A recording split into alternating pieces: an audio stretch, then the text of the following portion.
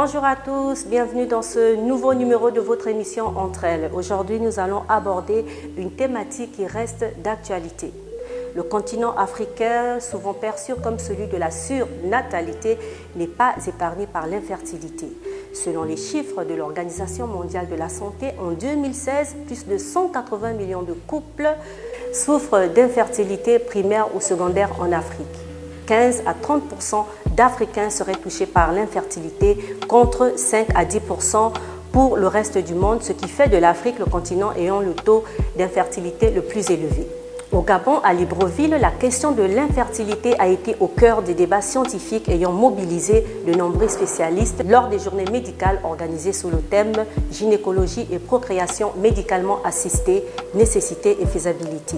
Ces journées médicales ont eu cadre la polyclinique El Rafa. C'était à l'occasion de la semaine de commémoration de l'anniversaire du décès du docteur Edith Leslie Bongo Ondimba, ex-première dame. N'oublions pas que le mois de mars est le mois dédié aux femmes et compte tenu qu'elles sont souvent confrontées aux problèmes de procréation, même si certains hommes se retrouvent également dans cette situation, Nathalie Okeela s'est entretenue avec des spécialistes sur le sujet. Quel est le regard des femmes sur la préoccupante question de l'infertilité? Tel est l'objet de la première partie de votre émission. Mesdames et messieurs, bonsoir. Nous sommes ravis de vous retrouver sur ce plateau de Entre elles. C'est votre rendez-vous sur la belle radio et télévision, la chaîne panafricaine internationale, pour décortiquer l'actualité africaine vue et lue par des femmes de pointure, des femmes compétentes, parce que l'Afrique regorge aujourd'hui de compétences avérées. Alors, et pour en parler, je suis sur ce plateau avec 3 enseignantes, 3 médecins, 3 praticiennes qui sont dans le corps médical et qui, depuis des années, travaillent en étroite collaboration avec des professeurs agrégés pour justement aider ces femmes à procréer. Alors, sur le plateau, bonsoir Madame Clémence Elou Abesso, bonsoir. Bonsoir Nathalie. Sur ce plateau également, je suis avec Irène Moukandja. Irène, bonjour. Bonjour Nathalie. Sur ce plateau, nous sommes également avec le docteur Patience, épouse Aseko. Docteur Patience, bonsoir. Bonsoir Nathalie. Alors, pour l'ouverture de cette émission, nous allons commencer comme ça par ces journées médicales. Alors, comment avez-vous trouvé cette semaine axée sur l'anniversaire du décès de feu docteur Edith Leslie Bongo Ondimba? Et j'aimerais savoir, vous, docteur Patience. Merci Nathalie. Je dirais que d'une manière générale, les journées ont été bien organisées, les thèmes ont été bien abordés. Oui, les thèmes ont été bien abordés et intéressants, les consultations aussi. Alors, docteur Patience, épouse Aseko, cette fois-ci on va écouter docteur Clémence par rapport à cette journée dans la thématique générale. Vous connaissez déjà, porte sur la procréation médicalement assistée. Moi, je suis gynécologue donc, à la polyclinique El Rafa. Je trouve que c'est très important pour les femmes, les couples, d'être accompagnés en matière d'aide à la procréation. C'est important aussi de leur exprimer que c'est possible de se faire aider lorsqu'on est dans le besoin de faire un enfant. On sait comment ça peut être douloureux pour certains couples de ne pas avoir d'enfant. Et aujourd'hui, il est vraiment fondamental, lorsque un couple est déjà resté plus de 1 an avec des rapports sexuels réguliers et qui n'ont pas eu, donc, ils n'ont pas obtenu de grossesse, il est fondamental de consulter donc des personnes qui sont référentes en matière d'aide à la procréation et qu'ils puissent, monsieur et madame, faire des examens appropriés afin de les aider dans cette démarche. Alors, vous êtes ici à la polyclinique El Rafa. Parlez-nous un peu de ces problèmes d'infertilité. Est-ce que les femmes viennent consulter constamment pour cette situation? Donc, en fait, il faut savoir que les problèmes d'infertilité représentent 30% des consultations en gynécologie obstétrique. C'est un problème de santé publique. Donc, c'est vraiment très important que ces journées ont été organisées autour de cette problématique, voilà, qui est vraiment quelque chose dont aujourd'hui les couples, hommes comme femmes, ont besoin d'être accompagnés et puis de savoir qu'ils ne sont pas seuls dans cette démarche et qui sachent que ça leur est tout à fait ouvert de pouvoir aller rencontrer des médecins compétents et pouvoir discuter avec eux et pouvoir les aider. Et il est important que lorsque on n'a pas obtenu de grossesse dans un couple après 1 an, donc de rapports réguliers, les rapports réguliers c'est 2 à 3 rapports donc par semaine, il est nécessaire de faire des examens afin de ne pas laisser le temps, parce que en fait, les hommes comme les femmes ont une horloge biologique, c'est-à-dire si on laisse passer le temps, à un moment donné, on ne peut de façon naturelle plus procréer. Alors, vous parlez du facteur temps. Le facteur temps, alors je m'adresse à vous, docteur Irène Moukanjan. Le facteur temps, cela implique quoi? Qu'est-ce qu'il faut faire quand elle parle de temps? Ça implique quoi?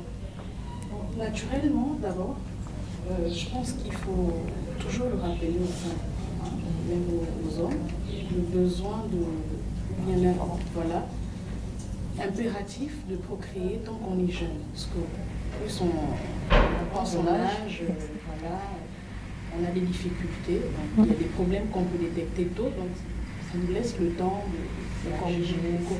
Ça peut être des infections, des problèmes purement gynécologiques. Je rappelle que je suis docteur PhD en infectiologie tropicale, donc voilà.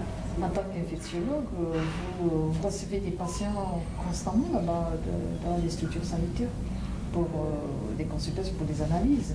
Oui, dans ma petite expérience, je suis jeune docteur, j'ai eu à travailler sur le bilan antinatal. C'est vrai que l'infectiologie, les infections occupent une place importante, dépendante au Gabon, dans ce problème de fertilité ou d'infertilité. Les femmes arrivent nombreuses pour se plaindre. Voilà, je suis dans le foyer depuis des années, je n'arrive pas, 3 ans, 10 ans. Et lorsqu'on regarde, oui, effectivement, ça peut être une infection, quelquefois chlamydiée ou autre, qui gêne. Alors, docteur Patience, elle a mis l'accent sur les infections. Vous également, vous êtes dans le corps médical, vous êtes pharmacienne. Parlez-nous, décortiquez-nous un peu cet aspect des infections-là. Qu'est-ce qui explique qu'une femme ne sache pas qu'elle a une infection, qu'elle est pharmacienne? Parce qu'elle a parlé de la durée. Les femmes qui traînent ça, et puis bon... En fait, à notre niveau, au niveau de l'Afrique, et du Gabon en particulier, je pourrais ramener ça à un problème culturel. Parce que dans nos habitudes, on n'a pas le réflexe d'essayer de comprendre pourquoi telle ou telle situation m'arrive. C'est-à-dire l'idée d'aller voir un médecin pour faire un diagnostic. En fait, on va à l'hôpital seulement quand on est malade. Voilà, c'est quand on a déjà des effets, une symptomatologie, qu'on va à l'hôpital. Et même là, quand on a un fait, comme disait le gynécologue tout à l'heure, quand on constate qu'au bout d'1 an, on n'arrive pas à procréer, beaucoup ne se posent pas la question de savoir pourquoi je n'arrive pas à procréer. Soit on rentre dans le système culturel qui pousse à le ramener sur le mystico-mystique. Voilà, on ne penserait pas en premier aller faire un diagnostic, faire un bilan, se poser la question comme ailleurs en Occident, où on essaierait d'abord de comprendre sur la physiologie pourquoi j'arrive pas à procréer. Donc on rentre dans les procédures de diagnostic, etc.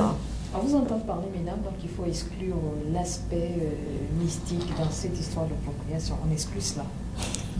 Il n'y a pas la tante, la grand-mère a bloqué le ventre, on a mangé ceci, on a fait ça.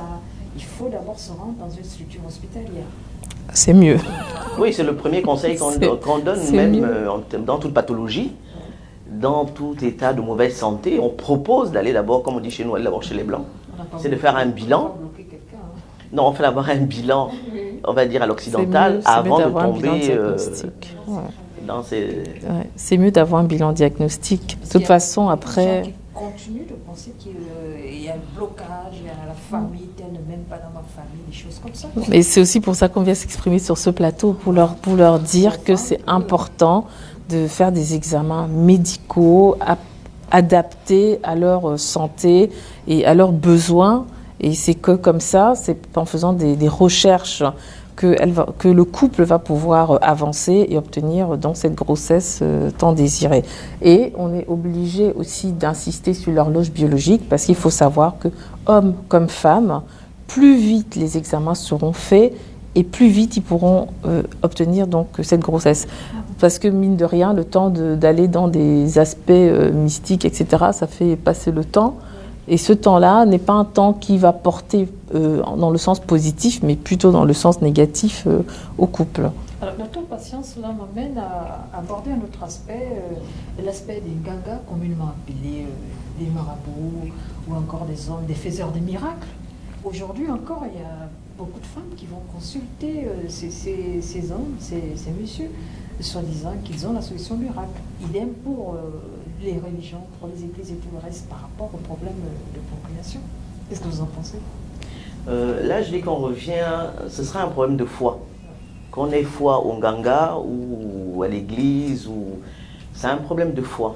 Mais moi, je me dis que la foi n'interdit pas le fait de raisonner scientifiquement. Un problème de santé qui est posé, il faut qu'on essaie de comprendre d'abord, scientifiquement parlant, pourquoi je l'ai. Maintenant, celles qui vont systématiquement chez les Nganga, je dirais que ça ne se résume pas seulement à un problème de procréation, c'est-à-dire que toute leur vie est peut-être organisée là-dessus. Et ce qui serait peut-être un peu dommage. Et maintenant, par rapport à la foi au niveau des églises, foi chrétienne ou autres, moi je pense que les religions n'interdisent pas le bon sens. Je suppose qu'aucune, je ne m'avancerai pas là-dessus, qu'aucune religion n'a interdit le bon sens. Puisque dans celle où je suis, voilà, on propose le discernement, voilà, le discernement. Même quand on rentre à l'église, les Nganga, je ne sais pas, ça je ne peux pas trop répondre. Pour ce qui est de l'église, on propose de rentrer dans une dynamique de discernement et de se faire accompagner. Et maintenant, dans l'accompagnement, à un moment, on se situe. Et c'est vrai. On est plus ou moins situé sur ce oui, qui nous arrive. Voilà, on est plus ou moins situé sur ce qui nous arrive. Et après, moi je me dis, celle qui reste focalisée dessus, c'est parfois le refus d'accepter le résultat ou la réponse qu'on a eue, qui peut être négative. Alors, on va aborder également un autre aspect, c'est l'aspect sociétal, le rôle des familles, le rôle de nos familles, les belles familles et tout le reste.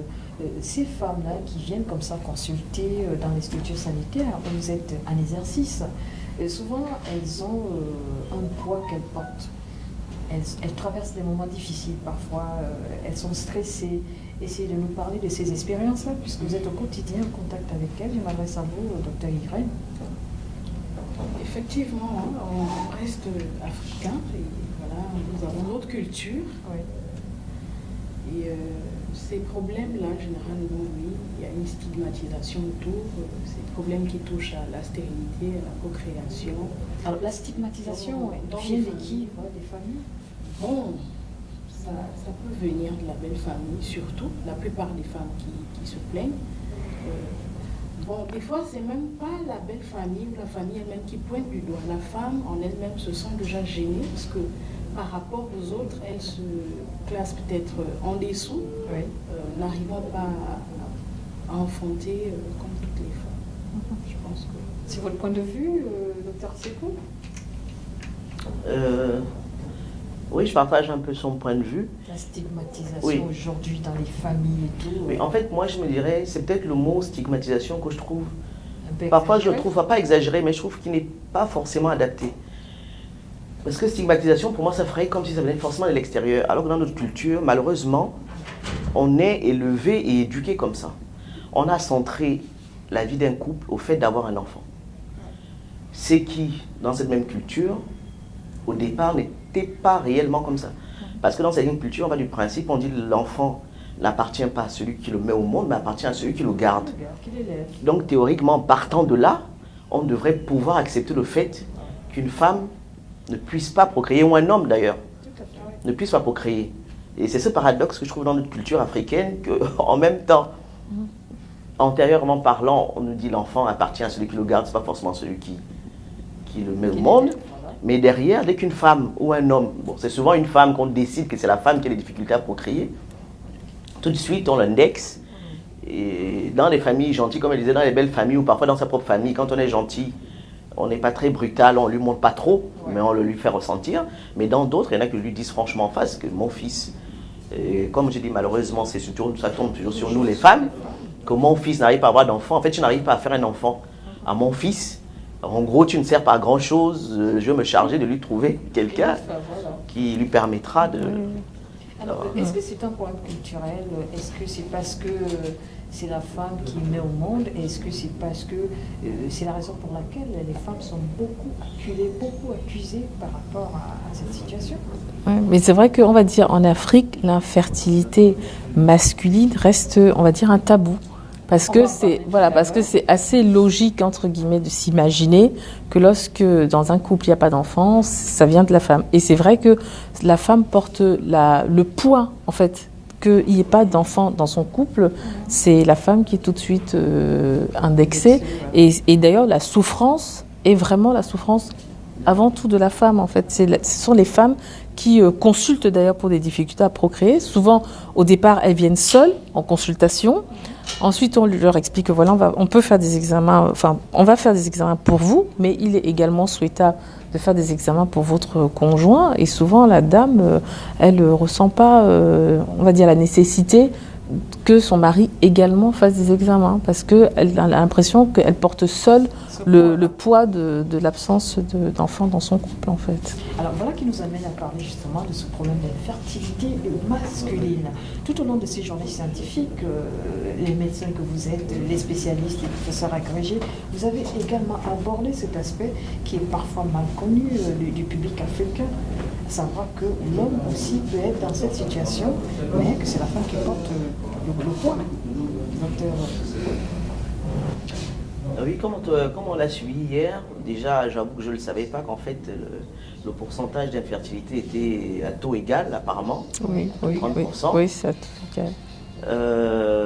Ce qui, théoriquement, devrait un peu ramener les théories qu'on a on va dire, à la réalité des faits. Même nous-mêmes, j'avoue que même moi-même, peut-être c'est la société qui le fait. Oui. Dès qu'on parle d'infertilité, je pense d'abord tout de suite à la femme. Tout à fait. Oui. Alors que là, dorénavant, il serait plus intelligent apparemment de parler d'infertilité du couple. Puisqu'apparemment, on est à taux égal. Ouais. Mais c'est vrai que moi, j'ai souvent tendance à le dire aux patientes parce que déjà, quand elles consultent, elles demandent « est-ce que je suis stérile ?» Alors, je leur dis, déjà, la stérilité est une notion rare. Alors, parce que... Parle-t-on de stérilité? Alors, les femmes qui ont déjà eu, par exemple, des enfants, oui. Et puis ça survient, ça s'arrête et tout oui, ça. Parce que si vous voulez... Oui. À quel moment disons que déjà, le mot stérilité est une notion, on va dire, qui concerne vraiment l'homme ou la femme. Et en fait, la stérilité chez un homme, c'est l'absence de spermatozoïdes, la zoospermie. Et la stérilité chez la femme, c'est vraiment les trompes obstruées, les deux trompes obstruées, puisqu'en fait, la fécondation se passe dans les trompes. Donc, s'il n'y a pas l'absence de trompes ou les trompes obstruées, va conduire à la stérilité. Ce sont des notions rares. Et en fait, la fertilité est une notion de couple. Et donc, en fait, les consultations autour de la stérilité sont extrêmement rares. Par contre, les consultations autour de la fertilité, ce sont les consultations dont on parle, en fait. Et la fertilité est une notion de couple. Et en fait, une personne ne peut pas venir seule demander un bilan de fertilité. Parce que la fertilité, c'est une histoire à deux. Et c'est pour ça qu'on dit qu'il faut d'abord aller sous la couette, comme on peut le dire simplement, voilà, et voir si on est dans un couple avec une bonne fertilité ou si on est dans un couple avec une hypofertilité, c'est-à-dire une fertilité basse de couple. Et c'est vrai que c'est important d'insister sur la fertilité, une notion de couple. Et ça, c'est vrai que beaucoup de patientes, elles consultent... J'aime bien les théories des praticiens aujourd'hui en obstétrique qui refusent de parler de stérilité, qui parlent plutôt du terme qu'elle vient de fertilité. Voilà, fertilité, oui. Pour dire qu'aujourd'hui, la médecine, elle a évolué. Donc, elle propose des alternatives au cas où elle a parlé des trompes bouchées. Voilà. On peut corriger, on peut essayer de contourner cette problématique. Carrément... Non, c'est une obstruction primaire, en fait, je parle. Voilà, c'est une obstruction primaire parce qu'effectivement, des obstructions secondaires... Oui, en fait, c'est... c'est bouché. Voilà, en fait, si vous voulez... Parce que... Oui, c'est béni, c'est tout petit, c'est grand. Alors, en fait, quand on dit obstruction primaire, ça veut dire que c'est comme ça dès la base. Voilà, de façon naturelle. Voilà, c'est ça. De façon naturelle, en fait, si on est né, par exemple, sans trompe, enfin, ça, ce sont des pathologies malformatives. Là, c'est compliqué. Et en fait, là, on ne peut pas corriger. Là. On ne peut pas corriger. Et puis bon, aujourd'hui, il y a d'autres... On ne peut pas dire vraiment rien faire, il y a d'autres possibilités. Mais là, c'est par exemple, on appelle ça la gestation par autrui, mais bon, là, c'est encore un peu plus compliqué. Ça veut dire que on prend en fait les ovocytes de cette dame qu'on va maintenant avec des embryons, avec des spermatozoïdes d'un monsieur. Voilà, donc ça, c'est la fécondation in vitro. Donc, du coup, une autre patiente peut porter la grossesse. Donc, c'est vrai que la dame pourra donner effectivement un enfant, mais ne venant pas de son utérus, en fait. Bon, ça, c'est encore d'autres techniques d'aide. Donc, c'est toujours difficile de dire on peut rien faire. Mais c'est vrai qu'en fait, il y a des techniques, il y a des trompes bouchées, mais de façon primaire. Et là, c'est là où on parle de stérilité. Par contre, il y a des trompes bouchées de façon secondaire. Par exemple, on peut décider au départ de faire une ligature des trompes. Voilà. Donc, les trompes seront ligaturées par des clips, par exemple, médicalement parlant. Et puis ensuite, on se rétracte en se rendant compte, bon, on veut faire, par exemple, un autre enfant. Et là, on va essayer de déligaturer. Alors, les trompes peuvent se boucher aussi pour des problèmes infectieux. Et à ce moment-là, peut-être, au bloc opératoire, on pourra faire dans des interventions chirurgicales qui vont aider en fait à reconstruire un petit peu la trompe, voilà, ce genre de choses. Tout à fait, ce genre de choses est médicalement possible. Alors après, ça peut marcher comme ça peut ne pas marcher. C'est vrai que on peut accompagner les patientes et c'est important aussi de leur expliquer en fait les techniques qu'on peut leur proposer, voilà les différentes étapes. Et c'est vrai que ces étapes-là peuvent, heureusement, chez certaines femmes, donner lieu à des grossesses. Maintenant, malheureusement, on n'est pas dans le miracle absolu. Et donc, voilà. Et donc, c'est vrai que même les techniques d'aide à la procréation ne donneront pas toujours lieu dans un couple à des grossesses. Donc, c'est important. Et c'est là où peut-être la religion est importante aussi, parce qu'en fonction de sa croyance et de sa foi, ça peut aussi aider le couple à avancer et accepter que, par exemple, la première étape ne s'est pas bien passée et qu'ils aient envie d'essayer les étapes suivantes. Alors, docteur Assekou, cela nous amène à parler aujourd'hui de ces journées scientifiques. Quelle importance, quel intérêt pour vous, praticiennes dans les milieux hospitaliers, quel intérêt ces journées scientifiques pour vous? Est-ce que c'est une manière de vous évaluer? Est-ce que c'est pour échanger? C'est quoi le plus là pour vous, les praticiennes? En fait, pour moi, je pense que c'est plus en termes d'échange et d'apprentissage, puisqu'au cours de ces journées, on a des personnes de différents niveaux. Donc ce sera un apport, c'est un apport pour moi, pour tout le monde, chacun suivant, en guillemets, je veux dire, les besoins.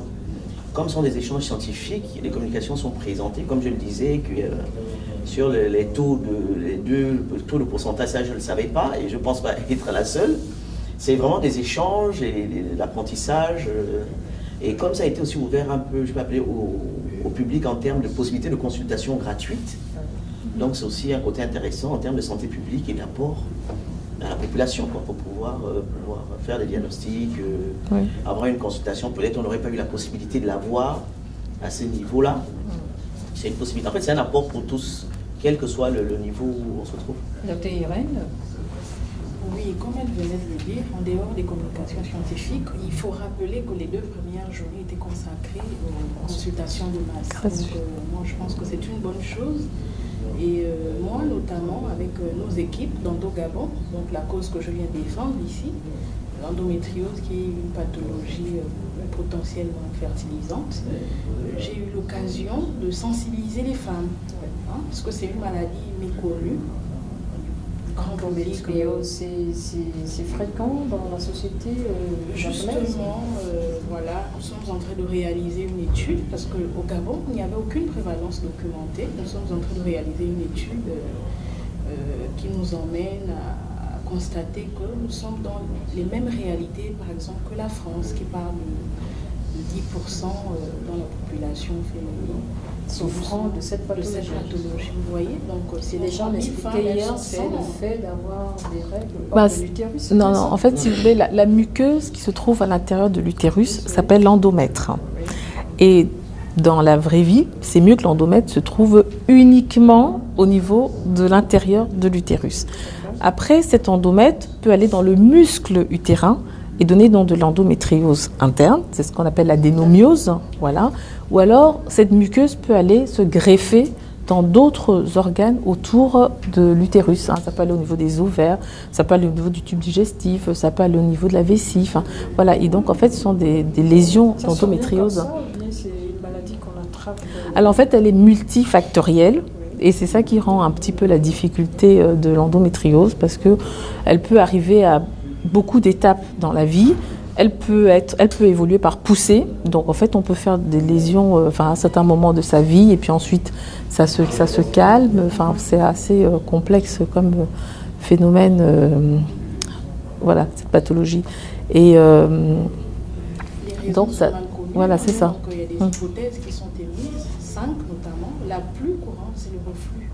On pense que certaines femmes, au moment de leur menstrue, au lieu que le sang, tout le sang soit drainé au niveau de l'appareil génital, il y en a qui retournent au niveau de, comme elle l'a dit, des trompes, tout ça. Son sang emporte avec lui des cellules de l'endomètre, qui se retrouvent là. Donc au moment des prochains cycles, voilà. Au moment où elle ça crée principalement des douleurs en fait. Voilà, c'est ça. Vaginale, elle va saigner aussi à ce niveau. Dans ces zones-là, là où il y a de l'endométriose. Malheureusement, ce sang n'est pas drainé, il reste là. Et donc ça crée des douleurs. Vous avez dit, dans la population gabonnaise, est-ce qu'on en trouve aujourd'hui? Bien sûr. Ah oui, partout, de par le monde. Il y a une étude, j'ai présenté les résultats préliminaires, nous sommes autour de 10%. Si on prend 1000 femmes, il y a 100. Ça veut dire que le problème est sérieux. Voilà, c'est un problème de santé publique. Oui. Alors nous allons poursuivre avec notre débat, et cette fois-ci on va parler de ce projet-là. Quelle est donc la vision que vous faites de l'avenir de la science, l'avenir de la procréation médicalement assistée en Afrique, dans la sous-région d'Afrique centrale, qui êtes des praticiens? Aujourd'hui, on voit que la médecine évolue. Il y a de plus en plus de femmes, la médecine se féminise, de plus en plus de femmes sont compétentes dans ce domaine-là. Comment voyez-vous l'avenir? Il y a 10 ans, on ne parlait pas de procréation assistée. Là, nous ne sommes qu'au tout début, en fait. Ça ne va aller que dans le sens...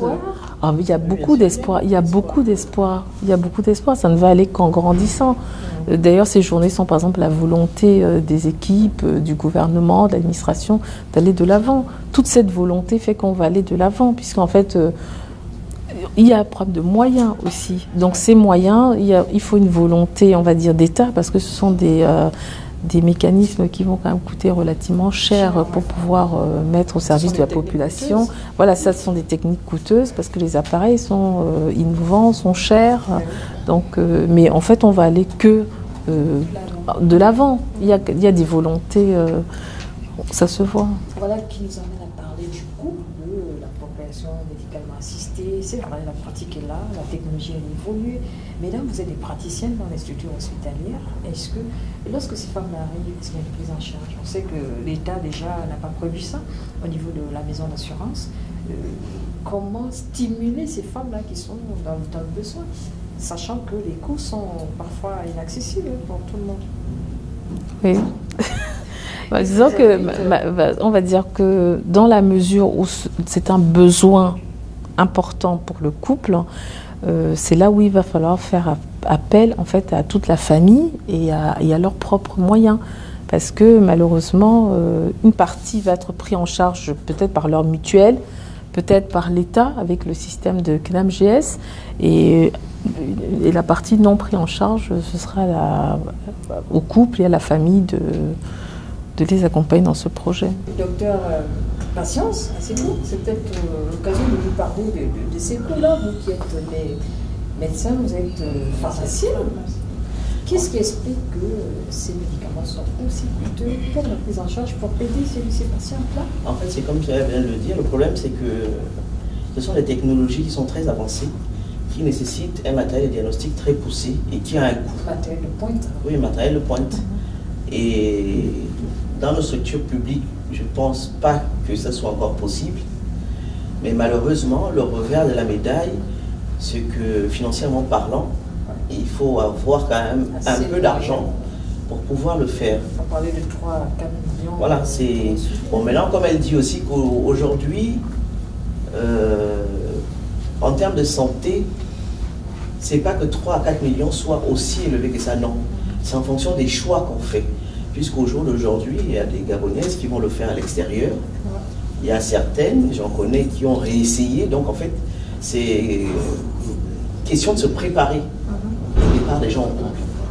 Accepter, moi je dirais, le prendre comme un projet, un objectif à atteindre, et chercher à se donner les moyens d'atteindre cet objectif.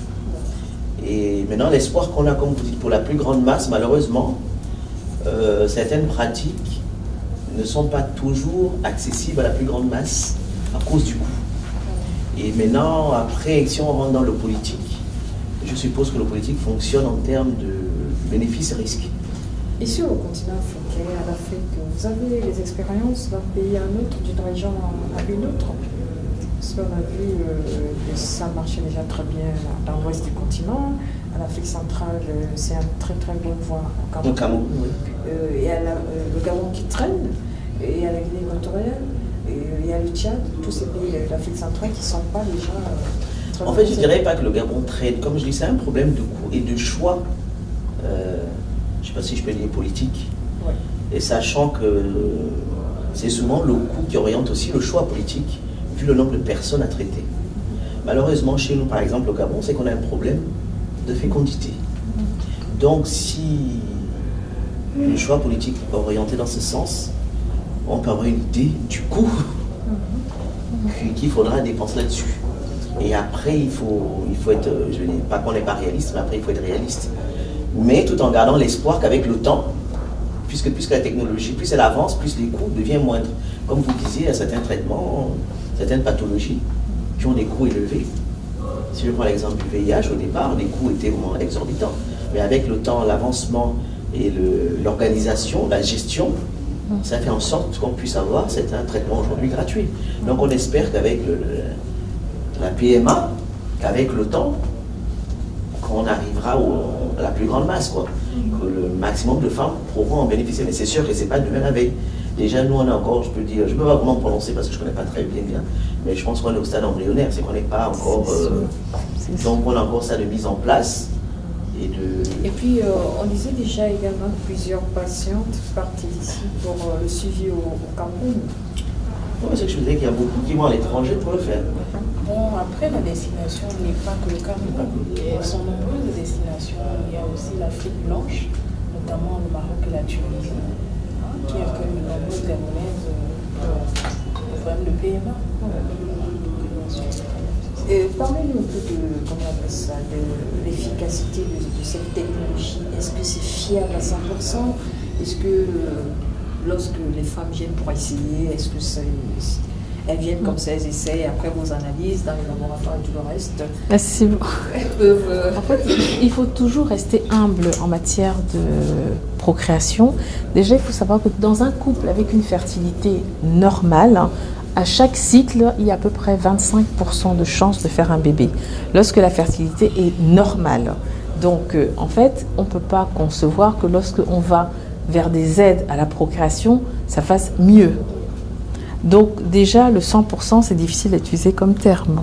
Maintenant, dans une aide à la procréation, bien sûr que va dépendre plusieurs autres facteurs. Parce qu'à la base, on va dire, dans un couple, par exemple, où ils sont tous les deux jeunes, il y a une plus forte probabilité qu'ils auront un enfant au terme de ces techniques d'aide à la procréation que quand l'âge, par exemple, du monsieur ou de la dame est plus avancé. Donc c'est difficile en fait de parler. D'ailleurs, c'est pour ça que lorsque un couple arrive en PMA, il faut que ce couple-là sache qu'au sortir de la PMA, il n'y aura pas forcément un enfant. Bien sûr qu'on va les aider, bien sûr qu'on va essayer d'optimiser en leur proposant la meilleure technique en fonction de ce qu'on aura constaté au niveau du bilan. On leur proposera la meilleure technique, mais on ne sortira pas forcément avec une grossesse en fait. Et nous allons poursuivre notre débat féminin avec ces journées médicales. Et dans la seconde partie, nous allons parler de feu Dr Edith Bussilogo. Vous avez certainement connu, vous avez entendu parler. Un petit mot, docteur? Oui, c'est vrai que je ne l'ai pas connue personnellement, mais j'ai assisté à quelques-unes des journées médicales qui étaient organisées à l'ERAFA ici, à l'époque. Et ce que je retiens d'elle, c'est que c'était une femme de foi. Femme de cœur. Et de cœur, oui, parce que je me dis, quand je ramène déjà la foi, et vu ce que la foi enseigne, ça ne peut être que du positif. Et d'où même tout à l'heure, quand j'ai entendu l'explication du nom El Rafa, parce que même moi, je me posais toujours la question de savoir pourquoi El Rafa, parce que par rapport à ma foi, je sais que c'est El Rafa. Et ça ne fait que renforcer cette idée que j'avais d'elle, que c'est un problème de foi et d'espérance. Bon, c'était une dame dans mon enfance, hein. Je reconnais les Noëls qu'elle a organisés, auxquels j'ai participé, les cadeaux. C'était une femme d'action, c'était une mère pour... Je pense que les Gabonais se sont reconnus en elle comme étant une mère. Moi, je me rappelle en province, on nous envoyait des jouets. Un agent venait avec des jouets. On a organisé des arbres de Noël ici à la présidence. Voilà. Vous avez un petit mot à dire? Je retiens d'elle toute son action positive autour de l'orphelinat, comme on en a parlé, autour de la création de cette belle structure qui est quand même au niveau de l'Afrique quelque chose de référence, qui offre une médecine de pointe avec des technologies innovantes, la volonté qu'on aille de l'avant, la volonté d'organiser ces journées dont elle est la créatrice. Donc je la remercie pour tout ce qu'elle a mis en place et qui continue à se faire et que son action perdure le plus longtemps possible dans la mesure où c'est une action positive et qui est au service en fait de la population. Voilà, nous sommes toujours dans la deuxième partie et nous allons recevoir sur ce plateau des responsables de sa structure sanitaire, des responsables de la polyclinique El Rafa, qui vont revenir de manière détaillée sur la vie de l'illustre disparu, à savoir feu Dr Lucie Bongo Ondimba, qui était médecin de formation, qui est pédiatre comme spécialité. Je vous retrouve juste derrière. Infertilité stigmatisée et stigmatisante. L'infertilité est un problème de santé qui crée beaucoup de malheur à la femme avec des conséquences psychologiques et sociales. Dans la deuxième partie de cette émission, Nathalie Okeila et ses invités reviennent sur le type d'appui et d'accompagnement dont ont besoin ces femmes qui souffrent de l'infertilité. Voilà, mesdames et messieurs, nous sommes toujours avec des dames, les compétences du continent africain.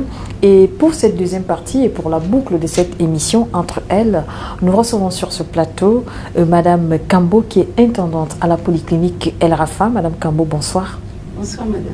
Nous recevons également Joyce Rengoa. Bonsoir, Joyce. Vous êtes sur ce plateau parce que vous encadrez des femmes qui souffrent de ce problème-là, à savoir la procréation médicalement assistée, des femmes qui cherchent des enfants. Vous allez nous en parler dans ce plateau, c'est bien cela? Et puis, professeur Cuissi, qui est pédiatre, elle exerce également à la polyclinique El Rafa. Professeur, bonjour. Bonjour.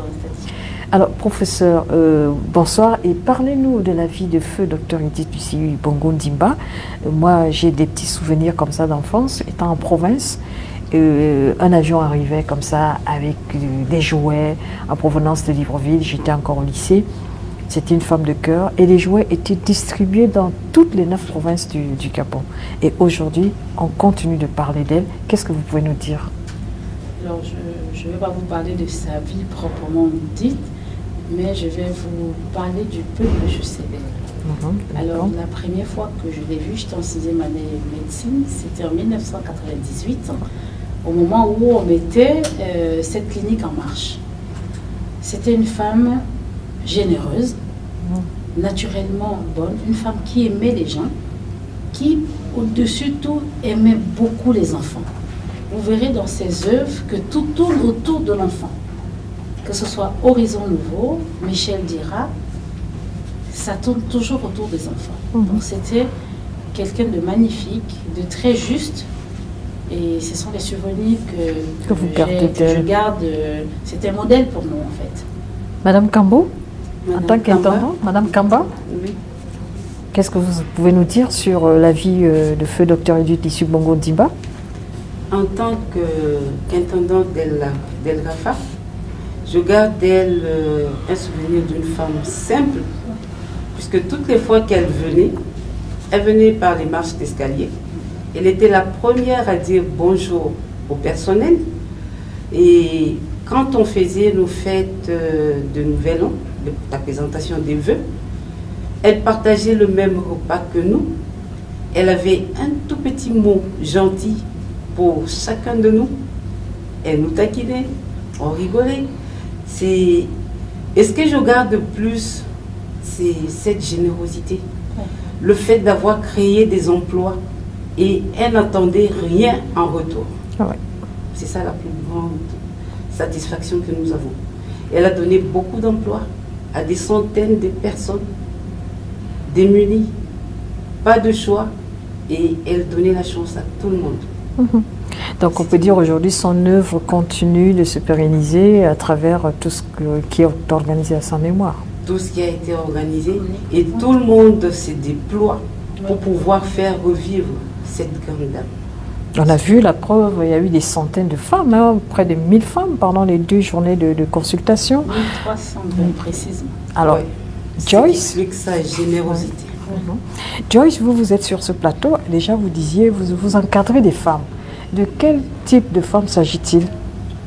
Alors, nous sommes l'association gabonaise de lutte contre l'endométriose, qui est une maladie gynécologique à longue durée qui devient infertilisante. Et c'est dans ce cadre, puisque le thème des journées médicales c'était sur l'infertilité, c'est dans ce cadre que nous sommes retrouvés à El Rafa.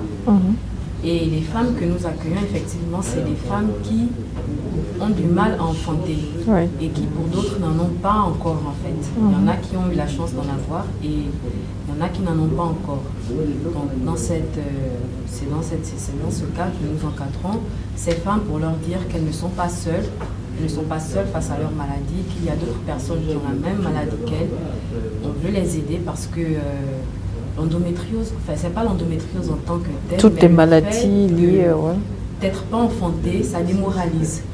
Elles sont victimes, elles sont stigmatisées, elles sont rejetées. Comment, quand elles viennent vers vous, qu'est-ce qu'elles vous racontent? Rejetées, c'est pas tellement le mot, mais ce qui est sûr, c'est qu'elles sont pointées du doigt. Nous sommes dans une société africaine. Donc on prône la descendance. Oui. Et un homme qui vit avec une femme qui n'enfante pas, c'est un problème. Quand bien même elle n'est pas responsable de la stérilité du couple, de l'infertilité du couple, c'est un problème. Généralement, il n'y a pas mariage s'il n'y a pas eu d'enfant. Et donc, dans ce cas, les femmes, généralement, elles sont frustrées, elles le vivent mal de ne pas faire d'enfant. Et lorsque c'est prouvé que le problème vient d'elles, dans le cas d'endométriose, elles se sentent vraiment mal. Votre association, elle existe depuis quand? Elle existe juridiquement depuis l'année dernière et là nous sommes seulement en train de mener nos premières actions. Nous avons déjà pas mal de femmes qui témoignent de leur vécu, de leur passage chez certains médecins, avec les familles, comment elles sont encadrées, comment elles se sentent seules. Et puis on essaye de leur dire qu'elles sont plus seules. Il y a d'autres personnes qui vivent la même maladie qu'elles, il y a d'autres personnes qui vivent avec et on essaye de les encadrer. C'est peut-être l'occasion aujourd'hui au professeur Cuissy de dire à ces femmes-là, de leur dire un mot par rapport à ce problème, ce qui n'est pas un problème féminin. Alors non, l'infertilité n'est pas un problème féminin du tout. C'est vrai que sur le plan africain, pas seulement, même de manière internationale, on a tendance à coller à l'infertilité le visage de la femme. Non, on a vu par exemple sur les exposés scientifiques qui se sont passés hier que beaucoup d'hommes sont responsables de l'infertilité du couple. Alors, dans cette espèce de cas, il y a certains hommes qui vont se contenter d'avoir entre griffes des enfants dehors, parce que dehors j'ai des enfants, dans ma maison je n'ai pas d'enfants, pour après se rendre compte que même ces enfants dehors ne sont pas les siens. Et donc du coup ça pose ce problème tabou qui est de ne pas accepter le fait que un couple peut avoir des problèmes de fertilité parce que l'homme est infertile. Donc il faut qu'on arrive à parler de ce problème-là. Et c'était une vision partagée de Madame la Defante, c'est bien ça? Exactement. Histoire de pas trop. Je ne vais pas parler de stigmatisation de la femme, non, je vais parler plutôt de poser le problème de elle avait perçu que la société africaine avait ces problèmes-là. Oui, c'est pour ça qu'elle a mis l'accent sur les problèmes de fécondité, d'infertilité. On ne compte plus les femmes qui sont complètement rejetées parce qu'elles n'ont pas d'enfants. Et comme on le sait, de manière, on va dire, de manière naturelle, on a tendance à penser à autre chose qu'à penser à aller faire des examens pour pouvoir se rendre compte des difficultés qu'on a en fait. Donc, docteur Edith Lucie, elle mettait l'accent sur ça. Elle mettait l'accent sur ça, bien sûr. C'était quelque chose qui lui tenait à cœur Elle était consciente que les femmes souffraient. Que toutes les femmes soient heureuses. C'était un de ses leitmotifs. Son challenge. Hein. Voilà. Tout le monde devait être heureux autour d'elle. C'était impossible d'être crispé autour de Madame Edith Lucie. C'était même impensable. Madame Cambo veut dire quelque chose à ce sujet-là. Justement, je vais appuyer ce que dit docteur Lucie. C'est le sourire, le grand sourire qui caractérisait cette femme. Quel que soit ce que tu as comme problème, quand tu vois le sourire radieux sur le visage, vous oubliez votre détresse. Et c'est justement cet espoir-là que vous continuez aujourd'hui de diffuser tout autour de vous, à travers sa mémoire, à travers ces journées. Vous êtes satisfait de l'accueil et de tout ce monde-là qui est venu? Oui, et tout le monde s'est déployé, de la direction aux petits techniciens de surface. Tout le monde était debout pour que cet événement réussisse. Et 10 ans après, on parle toujours d'elle comme si elle était toujours là. Hein? Oui, toujours. C'est vrai qu'on dit que les morts ne sont pas morts. J'espère qu'elle voit ce qu'on fait et qu'elle trouve un peu de satisfaction dans ce que nous on fait. Alors moi, j'aime à dire que on peut prendre la place des gens, mais on ne peut pas les remplacer. Oui. On peut prendre la place des gens, mais à aucun moment on pourra les remplacer. C'est votre avis à vous, Madame la Présidente de l'association? Oui, c'est mon avis parce que je crois que tout le monde est unique. Tout le monde est spécial, voilà. Tout le monde a une valeur. Voilà. Et par rapport à ces femmes-là que vous encadrez au quotidien, c'est pas facile, hein, on va le dire comme ça. L'encadrement consiste à quoi? Est-ce que vous les aidez pour accéder aux structures, aux visites, aux consultations? C'est quoi votre appui envers ces femmes-là? Déjà, c'est de leur dire que lorsqu'elles observent sur elles des symptômes de l'endométriose, qui sont notamment les règles douloureuses, fatigue chronique, des fois étourdissement, évanouissement, impossibilité de faire ses activités. Lorsqu'elles observent certains symptômes, c'est de consulter. Premièrement, c'est de voir un médecin, un gynécologue, qui leur fera certainement passer des examens. Et si l'endométriose est déclarée, est diagnostiquée, elles auront certainement le traitement approprié. La difficulté, c'est peut-être pour les jeunes filles chez qui on ne peut pas parler d'endométriose, on parlera de règles douloureuses. Elles auront certainement que des calmants. Mais pour les femmes qui seront diagnostiquées, c'est de leur dire que ce n'est pas la fin de la vie, ce n'est pas la fin du monde. C'est vrai que c'est difficile, c'est vraiment difficile de vivre avec, mais ce n'est pas la fin du monde. Nous, on vit avec, vous pouvez vivre avec, quel que soit le stade de la maladie. Nous sommes là, on peut vous aider. S'il y en a qui ne savent pas vers qui aller, quel médecin voir, nous avons aujourd'hui des gynécologues qui se proposent de travailler avec nous. On peut les orienter vers ces gynécologues. Nous avons des psychocliniciens, des psychologues qui se proposent de travailler avec nous. On peut les envoyer chez eux. On guérit de l'endométriose? On guérit de ça? Pour le moment, non. On n'en guérit pas. Mais nous avons espoir qu'un jour, on trouvera un remède.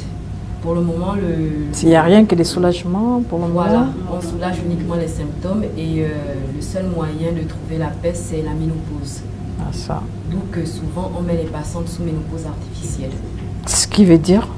Ménopause artificielle, bon, généralement, absence de règles, absence d'ovulation, et puis elle vit comme ça. Il y en a qui peuvent rester comme ça longtemps. Généralement, c'est une étape par laquelle on passe lorsqu'on veut essayer de procréer. Parce que ça permet au médecin de nettoyer la cavité utérine. Exactement, il nettoie s'il y a des adhérences et tout ce qui va avec. Donc il peut nettoyer pendant la ménopause. Et puis après, on va essayer de rebooster la fertilité, de donner des hormones en fait, pour pouvoir faire un enfant. Et vous travaillez en collaboration avec des médecins? Oui, quelques-uns. Nous avons le professeur Meillet qui a permis que nous soyons là aujourd'hui, par exemple. Et puis d'autres aussi qui se sont proposés de travailler avec nous. Docteur Edouard Bessolo qui était là tout à l'heure aussi, qui s'est proposé de travailler avec nous. Merci à vous Joyce. Madame Cambo, peut-être un dernier mot avant de nous séparer sur les journées médicales et sur cette édition de 2019. En tout cas, si seulement j'ai un dernier mot à donner, mon souhait serait que celui qui, à chaque niveau, pourrait faire que cette œuvre puisse perdurer et qui puisse contribuer avec quelque chose, qui puisse contribuer, qu'on puisse à jamais refaire revivre la mémoire de cette dame qui n'a cherché que le bonheur de tous ceux qui vivent au Gabon, en mettant cette grande structure qui est la Polyclinique El Rafa au service des patients. Nous avons tous les services représentés dans notre clinique. Parfois, on n'a pas besoin d'aller à l'extérieur du pays pour être traité. Ouais. Donc, alors, professeur Kouissi, votre dernier mot avant qu'on ne se sépare? Alors, mon dernier mot va être... Voilà, c'est fort. Alors, mon dernier mot, ce sera sur la pérennisation de ce genre d'action, c'est-à-dire les actions de soins, comme on l'a fait depuis 2 jours, puis les actions d'enseignement, comme on est en train de le faire en ce moment. Je pense que ces 2 choses font partie vraiment de l'élan et de la personnalité qui était Madame Edith Bussy. C'était une femme bien et très généreuse. Merci à vous, mesdames.